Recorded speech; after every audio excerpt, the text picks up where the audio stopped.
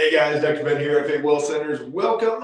Excited to talk to you today about my favorite blood work marker and what it tells us, what you need to be looking for if you have a high or low, and really why you need to insist next time you get blood work done that you need to be looking for this marker. So welcome everybody. Pop down below where you guys are watching from. Love to see you. We'll give a shout out no matter where you guys are at. We'll give you some love. Let me know what your ferritin level is. So go get your blood work, download it on your app, whatever you need to do, get your ferritin out, and I will tell you exactly where it should be and if that is a good value or not. Because here's the deal.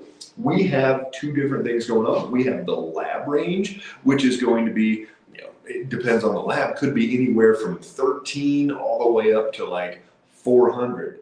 But what we want for men is going to be 40 to 150, and for women, 40 to 125. And so it's a much narrowed range, and that is the huge thing that we're looking at. Is we're not just saying, oh, you can be way down here, you can be way up there, and you're still okay.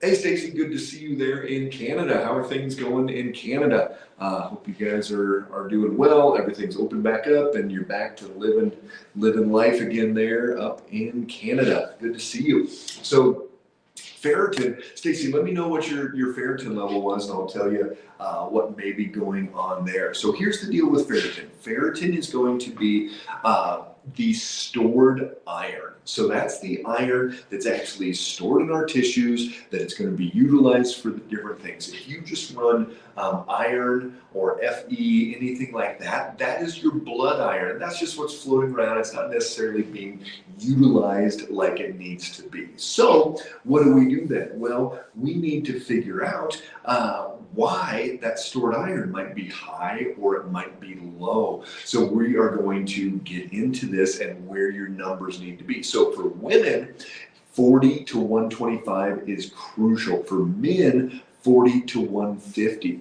If your ferritin is too high, if it's over 125 or over 150, you are having an inflammatory process. So Stacy, I'm not sure what they will do in Canada.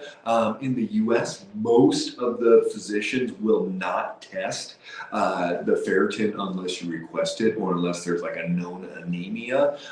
It's just considered an anemia marker and that's it, and you need iron or you don't need iron. So most of the time you need to request this. With your guys's, the socialized medicine deal that you guys unfortunately are dealing with up there, is probably not going to be able to utilize some of these markers that we talk about. But we do have labs that we can touch base with in Canada and actually get blood work drawn in Canada. So that is definitely something that can be done. So here we go.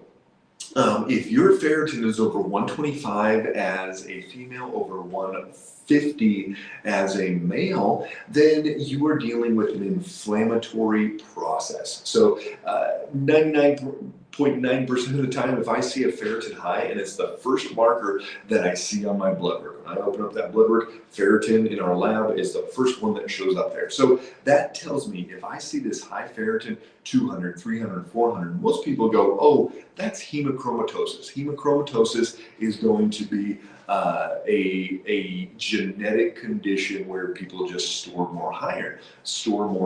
But here's the deal. A lot of doctors just chalk it up to, oh, you got genetic hemochromatosis, go donate blood. But I don't know if I've ever seen a patient that even if they did have a genetic hemochromatosis, that if they went through the process and fixed up all these issues that were causing high iron, that it didn't come down dramatically. Yes, some people still need to donate some blood, need to do some things, but it is going to change. And I guarantee you somebody's high iron is affected by their inner metabolic state. So what causes that to go up? Well, the things that we see also high with ferritin, and then when these things get better, ferritin goes low. So we know that there's a direct connection there, is triglycerides are usually too high.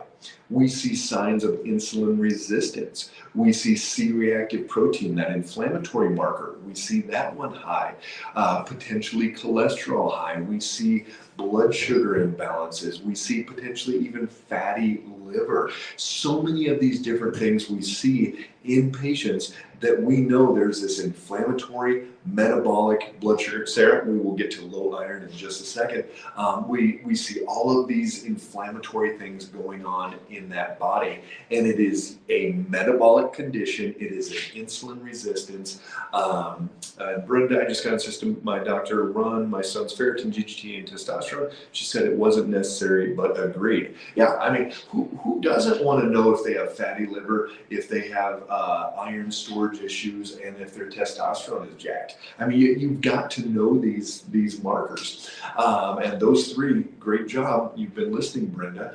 Those are things that we test every single time we run blood work.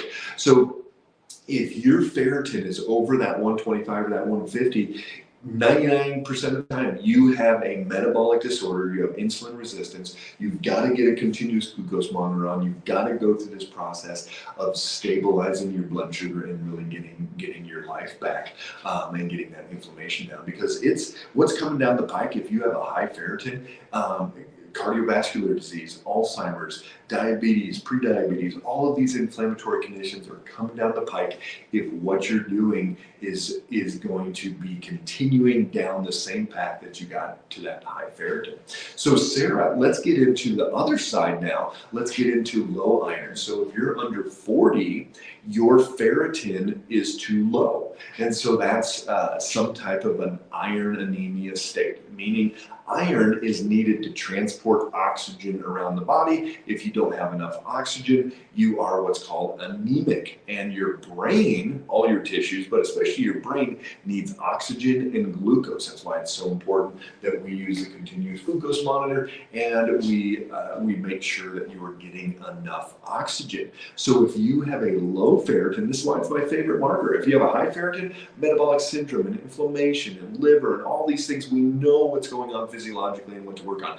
If it's low, then the vast majority of time there is a gut issues. Could be some type of malabsorption, leaky gut, something is not working like it's supposed to in the digestive tract. Yes, some women have really long menstrual periods and bleed a lot. Yes, some other people have some bleeding other places, but the vast majority of time, even if they do have heavy periods, there's also a gut component, and you're not absorbing, you're not digesting, you have potentially leaky gut, malabsorption, you're not bringing your nutrients into your bloodstream, and some people even have bleeding in that digestive tract. You will not see blood in your stool because most of the time, if that's up in the small intestine or large intestine, it's going to be absorbed, coagulated by the time it gets down through there. So what do you need to do? You need to look at what is actually going on in that digestive tract. And